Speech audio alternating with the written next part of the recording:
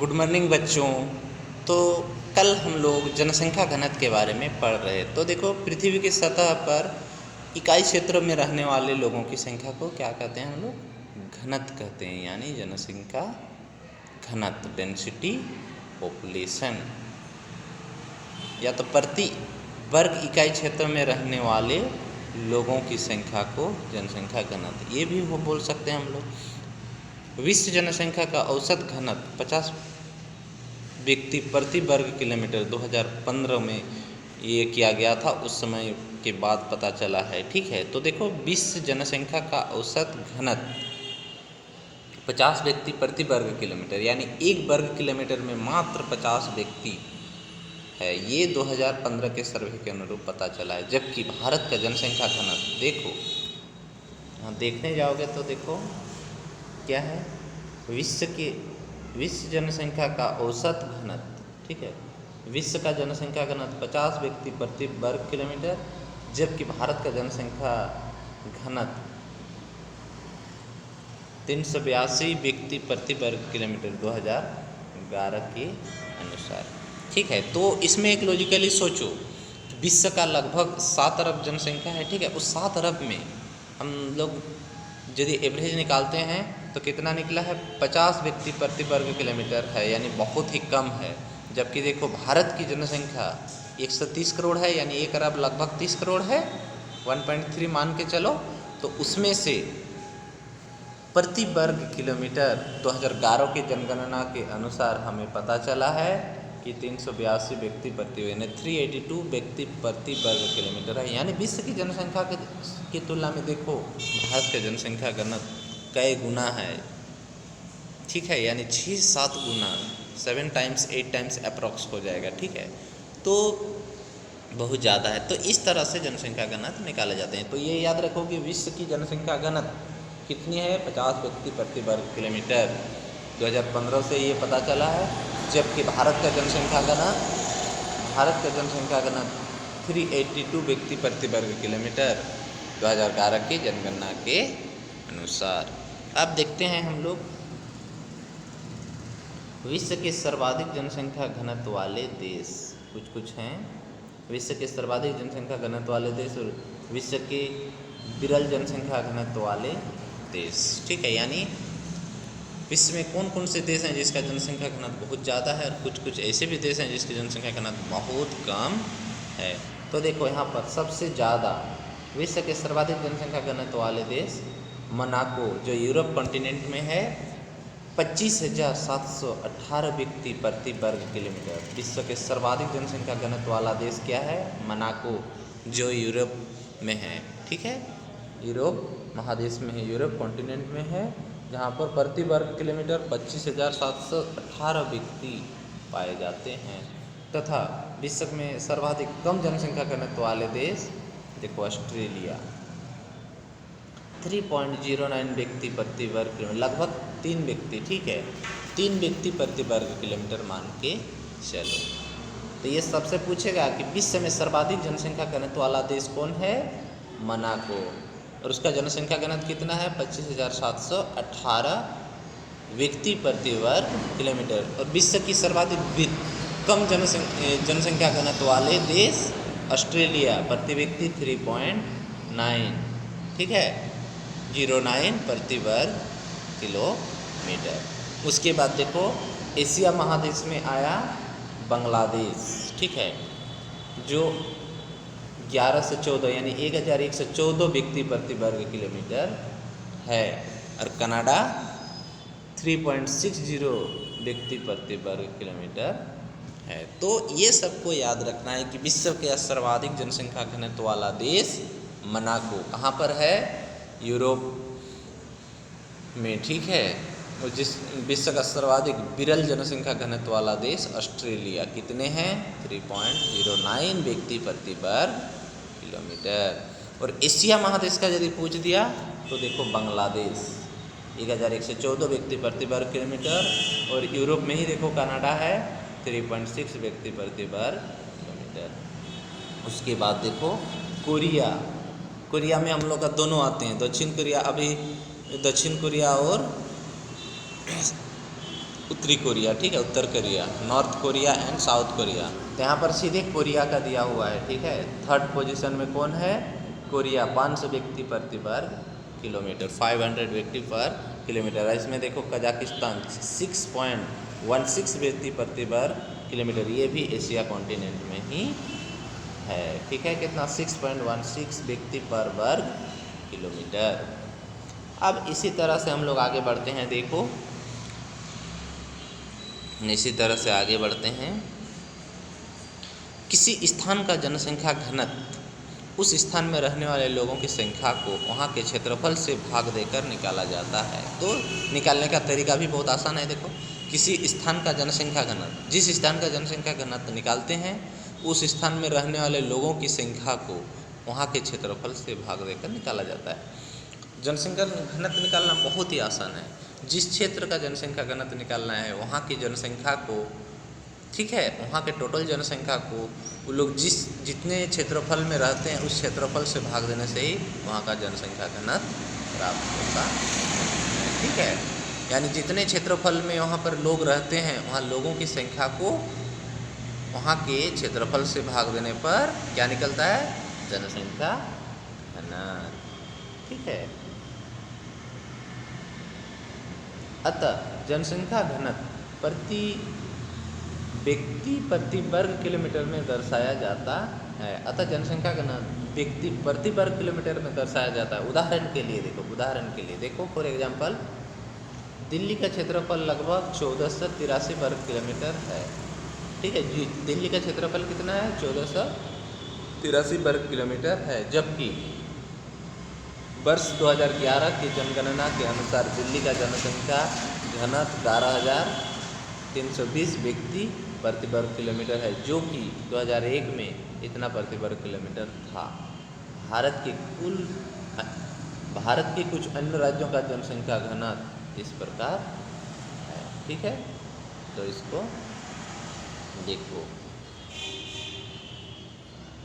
बिहार 1106 व्यक्ति प्रति वर्ग किलोमीटर, पश्चिम बंगाल 1028 व्यक्ति प्रति वर्ग किलोमीटर, केरल 860 व्यक्ति प्रति वर्ग किलोमीटर, उत्तर प्रदेश 829 व्यक्ति प्रति वर्ग किलोमीटर, तमिलनाडु 555 व्यक्ति प्रति वर्ग किलोमीटर, महाराष्ट्र 365 व्यक्ति प्रति वर्ग किलोमीटर, मध्य प्रदेश 236 व्यक्ति प्रति वर्ग किलोमीटर, जम्मू कश्मीर 56 व्यक्ति प्रति वर्ग किलोमीटर और अरुणाचल प्रदेश 17 व्यक्ति प्रति वर्ग किलोमीटर।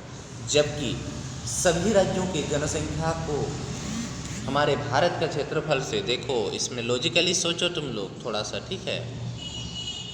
क्या सोचना है कि संपूर्ण भारत का जो जनसंख्या जितना है और भारत का क्षेत्रफल से यदि हम लोग डिवाइड करते हैं तो 382 यानी 382 व्यक्ति प्रति वर्ग किलोमीटर, ये हमारे भारत का जनसंख्या घनत्व है। जबकि देखो राज्यों का अपना अपना बहुत ज़्यादा जनसंख्या घनत्व है, लेकिन भारत की टोटल जनसंख्या को भारत के क्षेत्रफल 32,87,263 से जब हम लोग डिवाइड करते हैं तो लगभग यहाँ का जो जनसंख्या घनत्व है वो 382 व्यक्ति प्रति वर्ग किलोमीटर का निकल गया है, ठीक है।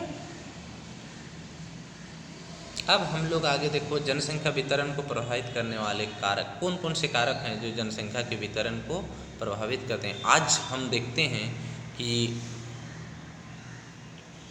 क्या देखते हैं कि जनसंख्या का जो असमानता, कहीं ज़्यादा तो कहीं कम, वो क्यों पाए जाते हैं? कुछ तो कंडीशन होगा, तो वो क्यों है और क्यों ऐसे पाए जाते हैं? कुछ क्षेत्रों में बहुत ज़्यादा मात्रा में जनसंख्या पाए जाते हैं, कुछ क्षेत्रों में बहुत कम मात्रा में पाए जाते हैं। तो ऐसा होने के पीछे जो कारक है उस कारक के बारे में हम लोग अभी पढ़ने वाले हैं, ठीक है। क्या है? जनसंख्या को वितरण को प्रभावित करने वाले कारक। उसमें से देखो, जनसंख्या वितरण को प्रभावित करने वाले अनेक कारक हैं, उनमें से कुछ भौगोलिक तथा अन्य कारकों को भी वर्गीकृत कर सकते हैं। तो देखो, अलग अलग क्षेत्रों में जो असमान वितरण है जनसंख्या का, उसका जो एक प्रमुख कारण यहाँ पर दिया हुआ है कि भौगोलिक कारक, ठीक है। जनसंख्या वितरण को प्रभावित करने वाले भौगोलिक कारक में है, देखो, एक स्थलाकृति, जो लैंड वाला, जमीन, ऊंच नीच, पहाड़ पर्वत, समतलीकरण। फिर देखो जलवायु, जलवायु भी बहुत मायने रखता है। स्थलाकृति, जलवायु, मृदा, जल और खनिज, इन सब के आधार पे, ठीक है क्या, इन सब के आधार पे जनसंख्या का जो वितरण है उसमें असमानताएं पाई गई है। और ये सब क्या है, जनसंख्या वितरण को प्रभावित करने वाले प्रमुख कारकों में से एक है। उसमें से पहला स्थलाकृति, दूसरा जलवायु, तीसरा मृदा, चौथा जल और पांचवा खनिज। तो देखो हमेशा हम जानते हैं कि समतल ज़मीन जहाँ पर रहेगा, मैदानी इलाका, उस इलाका में आदमी ज़्यादा रहना पसंद करता है, ठीक है। दूसरा जलवायु, जहाँ का जलवायु ना तो ज़्यादा गर्मी ना तो ज़्यादा ठंडा, वैसे जलवायु में आदमी रहना पसंद करते हैं। जहाँ का मृदा अच्छा हो, ठीक है, खेती करने लायक हो, जहाँ का पानी अच्छा हो, जहाँ खनिज संसाधन पाए जाते हो, वैसे क्षेत्र में आदमी ज़्यादा बैठते हैं, ठीक है। लेकिन बाकी ऐसे भी क्षेत्र होते हैं जहाँ पर ना तो पानी की सुविधा, ना ही तो पहाड़ पर्वत ये सब रहता है, ना ही तो रहने के लिए घर बनाने के लिए सुविधा है, ना ही तो मृदा सही है, ना ही वहाँ का जलवायु सही है, ना वहाँ का जल सही है, ना ही वहाँ खनिज संसाधन। ऐसे जगह पे लोग कम मात्रा में रहते हैं। तो जनसंख्या वितरण को प्रभावित करने वाले प्रमुख कारक, इनमें से 5 दिया हुआ है, क्या 5 भौगोलिक कारक दिया हुआ है। उसमें से पहला स्थलाकृति, देखते हैं स्थलाकृति को।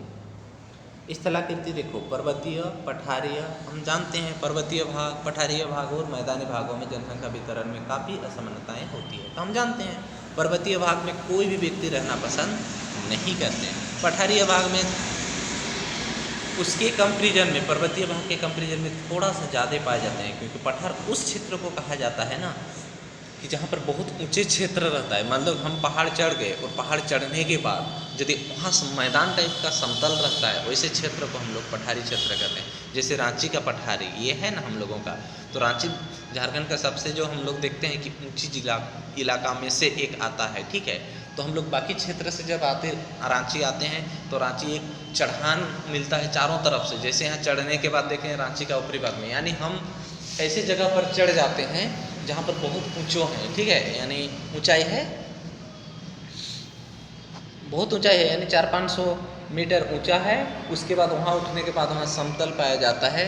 वैसे क्षेत्र को हम लोग क्या, यानी जो थोड़ा वैसे पहाड़ी क्षेत्र, ठीक है, जो चढ़ने के बाद जब हम लोग वहाँ चढ़ जाते हैं और वहाँ उठने के बाद वहाँ मैदानी मिलता है, उस इलाका में जो लोग रहते हैं उसको हम लोग पठारी क्षेत्र में निवास करने वाले लोग कहते हैं, ठीक है।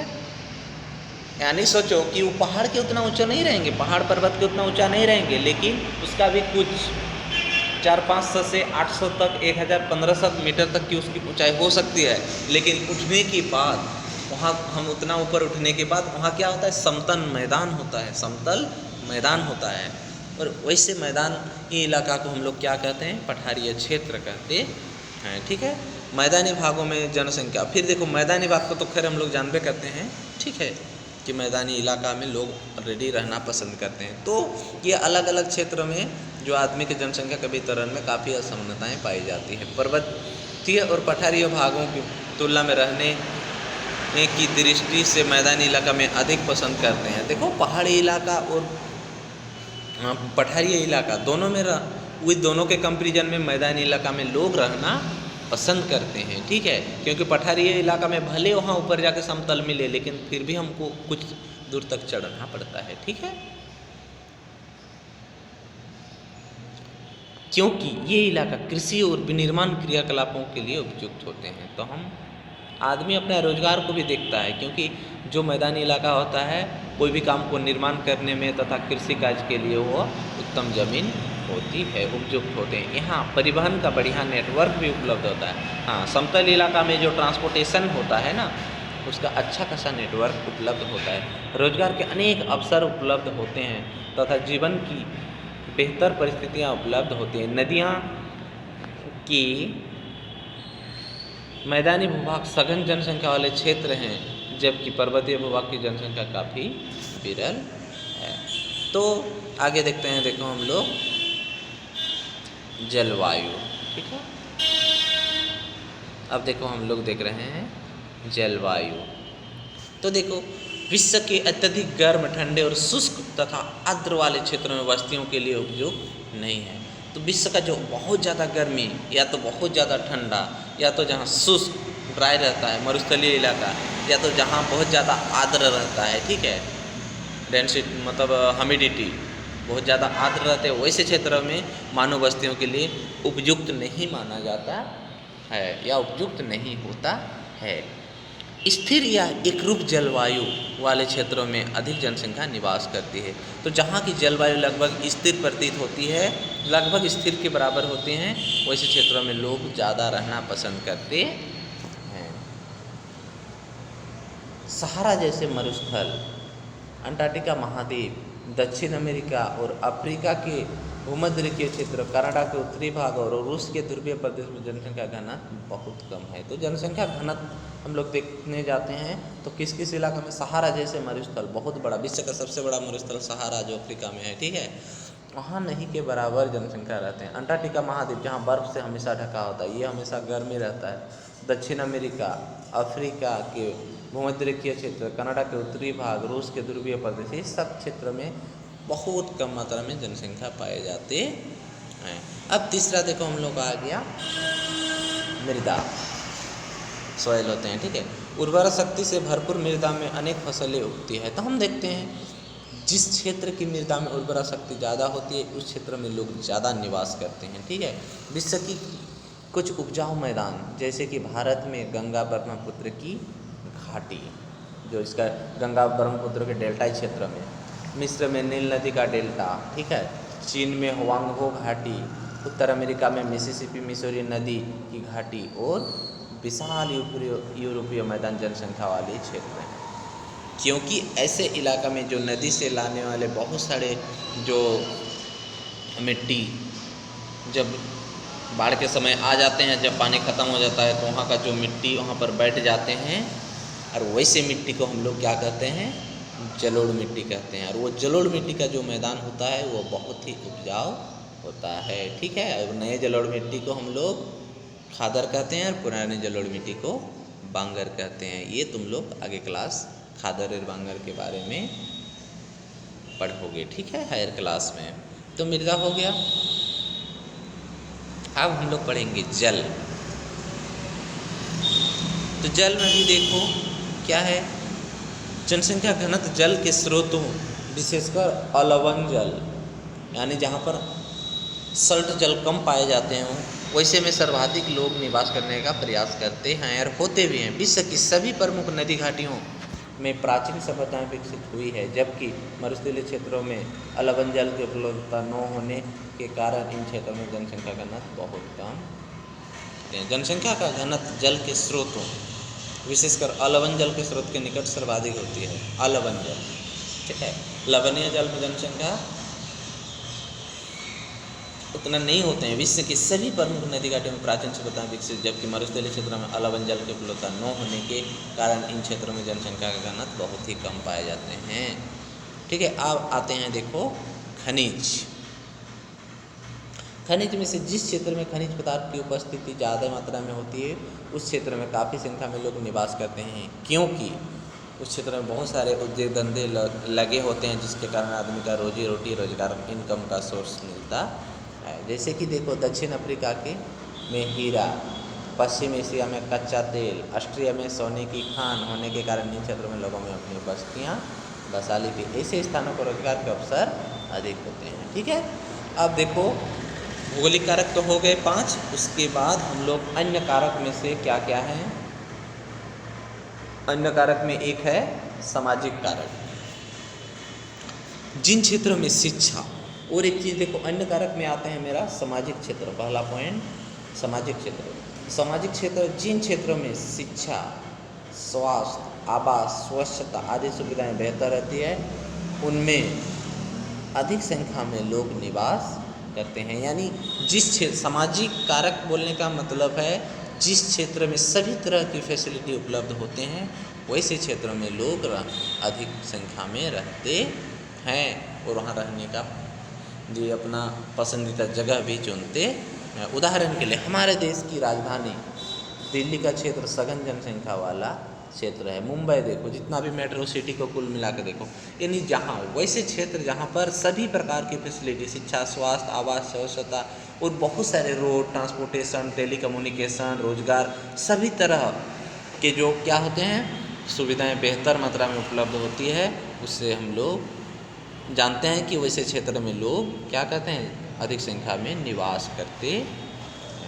अब दूसरा देखो सांस्कृतिक कारक, ये सामाजिक कारक तो हो गया। अब हम लोग देखते हैं सांस्कृतिक कारक। सांस्कृतिक कारक में देखो संस्कृति और धार्मिक महत्वता। अब हम लोग कुछ देखते हैं सांस्कृतिक कारक में, जैसे अलग अलग धर्म के अलग अलग रीति रिवाज, रहन सहन, धार्मिक रीति रिवाज के आधार पे आदमी जिस क्षेत्र में आदमी एक मतलब क्या होता है, अधिक मात्रा में मान लें कि हिंदू धर्म के पाए जाते हैं, तो वैसे क्षेत्र में हिंदू धार्मिक वाले लोग ही ज़्यादा रहना पसंद करते हैं, अन्य धर्म के नहीं।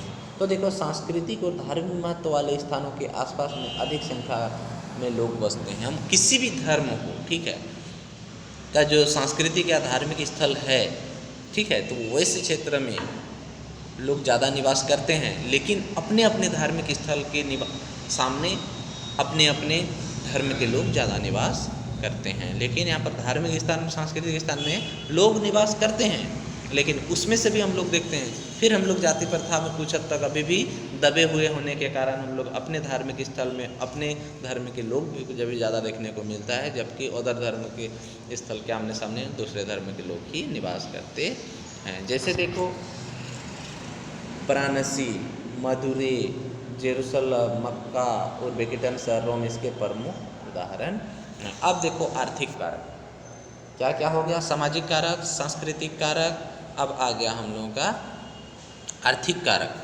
जिन क्षेत्रों में बड़े पैमाने पर रोजगार का अवसर उपलब्ध होते हैं, जैसे कि औद्योगिक क्षेत्रों में वहाँ का जनसंख्या उच्च घनत्व का होता है। भारत में मुंबई, पुणे और जापान में ओसाका इसके प्रमुख उदाहरण है। ठीक है, तो आर्थिक कारक, अन्य कारक में हम लोग का सामाजिक कारक, सांस्कृतिक कारक, आर्थिक कारक ये हो गए। जबकि भौगोलिक कारक में मृदा, जलवायु, स्थलाकृति, फिर देखो जल और खनिज, इतने सारे दिए हुए थे। अब हम लोग देखते हैं, क्या आप जानते हैं विश्व जनसंख्या दिवस, बहुत इम्पोर्टेंट क्वेश्चन है, ठीक है। यहाँ पर देखो विश्व जनसंख्या दिवस प्रतिवर्ष 11 जुलाई को मनाया जाता है। तो यहाँ पर ये क्वेश्चन पूछेगा विश्व जनसंख्या दिवस कब मनाया जाता है, तो 11 जुलाई, ठीक है, 11 जुलाई। अब देखो जनसंख्या परिवर्तन। जनसंख्या परिवर्तन एक प्राकृतिक प्रक्रिया है। हम सब जानते हैं जनसंख्या का जो परिवर्तन होना एक प्राकृतिक प्रक्रिया है। जनसंख्या परिवर्तन एक प्राकृतिक प्रक्रिया है। किसी भी देश अथवा स्थान की जनसंख्या में कुछ समय बाद परिवर्तन देखा जा सकता है। जनसंख्या परिवर्तन का अर्थ है क्षेत्र में विशेष में किसी विशिष्ट काल में लोगों की संख्या में परिवर्तन है, जिसे हम लोग जन्म दर, मृत्यु दर, प्रवास या प्राकृतिक कारक जैसे जनसंख्या परिवर्तन निर्धारित करते हैं। तो जनसंख्या परिवर्तन के पीछे क्या क्या, कौन कौन से कारक निर्भर करते हैं? जनसंख्या परिवर्तन के लिए जन्म दर, मृत्यु दर, प्रवास और प्राकृतिक कारक, ये 4 जनसंख्या परिवर्तन के लिए निर्भर हैं, ठीक है। उसमें से जन्म दर, ठीक है, मानव विकास के लंबे इतिहास में विश्व जनसंख्या में काफ़ी परिवर्तन होता रहा है। तो हम देखते आ रहे हैं, हम जितना दिन तक हम अपना कैलकुलेशन मानव जाति करते आए हैं, हम लोग देखते आए हैं या करते आए हैं, ठीक है, उसमें प्रत्येक बार जनसंख्या में परिवर्तन आया है। मानव के विकास के लंबे इतिहास में विश्व जनसंख्या में काफ़ी परिवर्तन होता रहा है। तो जब से जनसंख्या का काउंटिंग हो रहा है या नहीं भी हो रहा था, उस समय भी कहीं न कहीं जनसंख्या में परिवर्तन होता रहा है। तो ये हमारा इतिहास रहा है और आगे भी होते रहेंगे। यह परिवर्तन मुख्य रूप से जन्म दर और मृत्यु दर में परिवर्तन के कारण आया है। तो जनसंख्या परिवर्तन जन्म दर और मृत्यु दर के कारण ही आया है। सन 1800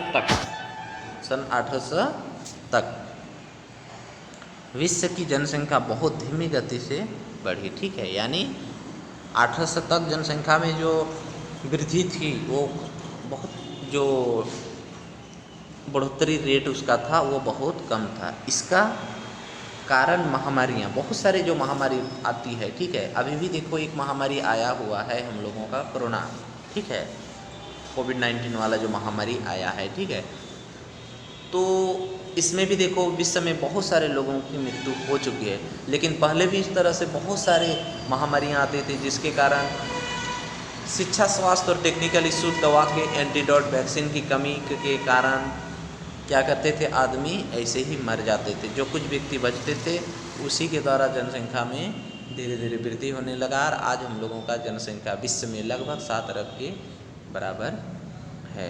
ठीक है, तो उस समय भी महामारियाँ आती थी, उस समय भी महामारियाँ आती थी, तो एंटीडोट समय पे नहीं मिलने के कारण, वैक्सीन नहीं मिलने के कारण उस समय आदमी बहुत ज़्यादा मात्रा में डेथ करने लग जाते थे।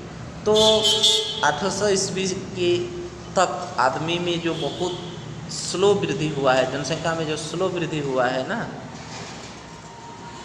उसका जो प्रमुख कारण है महामारी, खाद्यान्न की कमी, यानी भूखमरी से भी लोग मरते थे। ठीक है, खाद्यान्न की कमी, सही मात्रा में खाने पीने का जो खाद्यान्न नहीं मिलता था, चावल गेहूँ जो भी हो, फिर भूखमरी होने के कारण आदमी मरता था। प्रतिकूल जलवायु दशा, फिर देखो प्रतिकूल जलवायु दशा के कारण जन्म दर और मृत्यु दर का लगभग समान होना था। ठीक है, लोगों की आवश्यकताओं को पूरा करने के लिए खाद्य उत्पादनों काफ़ी नहीं था। ठीक है, लोगों की आवश्यकताओं को पूरा करने के लिए खाद्यान्न, जो हम लोग खाद्यान्न उत्पादन होता था वो काफ़ी नहीं था। आज देखो लोगों की आवश्यकताओं को पूरा करने के लिए सिर्फ खाद्यान्न यानी कृषि पर ही निर्भर नहीं है, बल्कि और बाहर से देखो इंडस्ट्री से लेके हमें रोजगार का साधन प्राप्त हुआ है, तब जाके आज हम लोग का विकास हुआ। तो प्राचीन काल में या तो जो मध्यकालीन युग में क्या होता था, उस तरह का इंडस्ट्री सब का विकास नहीं हुआ था, जिसके कारण भी आदमी का जनसंख्या परिवर्तन में स्लो था। ठीक है, सन 1820 में जनसंख्या का लगभग 1 बिलियन थी। ठीक है, तो सन 1820 में विश्व की जनसंख्या लगभग 1 बिलियन थी। ठीक है, 150 वर्ष बाद 1970 में विश्व की जनसंख्या 3 बिलियन हो गई। इसके बाद 30 वर्ष से भी कम अवधि में वर्ष 1999 में विश्व की जनसंख्या दोगुनी होकर 6 बिलियन हो गई। जनसंख्या में एकाएक तीव्र गति से वृद्धि जनसंख्या विस्फोट कहलाता है। तो जनसंख्या में एकाएक तीव्र वृद्धि जनसंख्या विस्फोट कहलाता है। जनसंख्या में एकाएक तीव्र वृद्धि, जनसंख्या में एकाएक तीव्र गति से वृद्धि जनसंख्या विस्फोट कहलाता है। एग्जाम में पूछेगा जनसंख्या विस्फोट क्या है, तो जनसंख्या में एकाएक तीव्र गति में वृद्धि जनसंख्या विस्फोट कहलाता है। विश्व की जनसंख्या में इस तीव्र वृद्धि के मुख्य कारण बड़े पैमाने में खाद्यान्न उत्पादन के कारण खाद्य पदार्थों की उपलब्धता और अन्य चिकित्सा सुविधाओं का उपलब्ध होना, तो इसका जो एक प्रमुख कारण होता है, जन्म उस समय भी वही लेते थे आज भी, परंतु हम लोग मृत्यु दर को कम कर देने के कारण, मृत्यु दर को कम कर देने के कारण, यानी चिकित्सा सुविधा उपलब्ध होने के कारण और विज्ञान एवं प्रौद्योगिकी के क्षेत्रों में विकास के कारण लोगों के जीवन स्तर में सुधार हुआ, जिससे मृत्यु दर में काफ़ी कमी हुई, जबकि जन्म दर अपने उच्च स्तर पर ही बनी हुई है। तो हम लोग जानते हैं जन्म दर जितना था उतना स्पीड से होते जा रहा है, परंतु हम लोग विज्ञान एवं प्रौद्योगिकी, शिक्षा ने चिकित्सा, खाद्यान्नों की सही मात्रा में उपलब्धता, ये सब के कारण मृत्यु दर में कमी आ गई, जिसके कारण जनसंख्या में एकाएक वृद्धि हो गया, जिसे हम लोग जनसंख्या विस्फोट कहते हैं।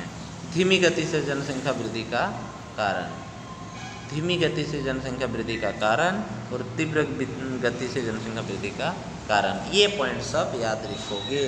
धीमी गति से जनसंख्या वृद्धि का कारण और तीव्र गति से जनसंख्या वृद्धि का कारण। पॉइंट नंबर 1, धीमी गति से जनसंख्या वृद्धि का कारण उच्च मृत्यु दर। यहाँ क्या दिया हुआ है देखो, उच्च मृत्यु दर। धीमी गति से जनसंख्या वृद्धि का कारण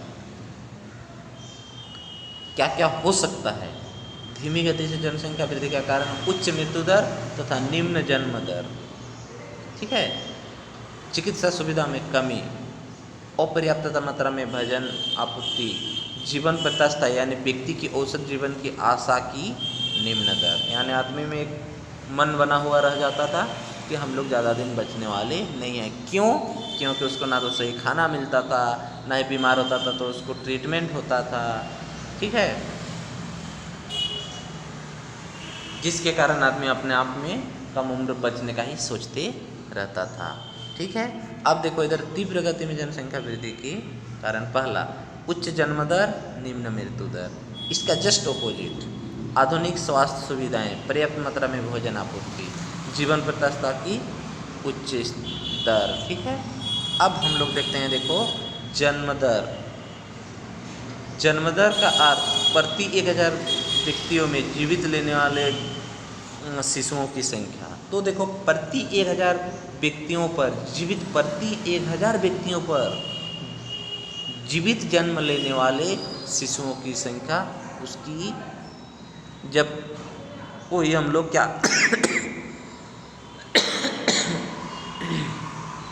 क्या है, जन्म दर का अर्थ होता है प्रति 1000 व्यक्तियों पर जीवित जन्म लेने वाले शिशुओं की संख्या।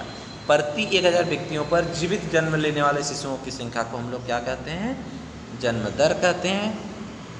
जबकि मृत्यु दर का अर्थ होता है प्रति 1000 व्यक्तियों में मृतकों की संख्या को उसका मृत्यु दर कहते हैं। तो डेफिनेशन सिंपल है, देखो क्या दिया हुआ है, जन्म दर और एक दिया हुआ है मृत्यु दर। तो जन्म दर पूछेगा प्रति 1000 व्यक्तियों में जीवित जन्म लेने वाले शिशुओं की संख्या को जन्म दर कहते हैं, और प्रति 1000 व्यक्तियों में मृत जन्म लेने वाले शिशुओं की संख्या को, यानी प्रति 1000 व्यक्तियों में मृतकों की संख्या को क्या कहते हैं, मृत्यु दर कहते हैं। और एक बार सुन लो, जन्म दर प्रति 1000 व्यक्तियों में जीवित जन्म लेने वाले शिशुओं की संख्या को जन्म दर कहते हैं, तथा प्रति 1000 व्यक्तियों में मृतकों की संख्या को या मरने वाले संख्या को ही हम लोग मृत्यु दर कहते हैं। प्रति 1000 व्यक्तियों में मृतकों की संख्या को मृत्यु दर कहते हैं। तो आगे हम लोग जनसंख्या वृद्धि दर के बारे में कल पढ़ेंगे।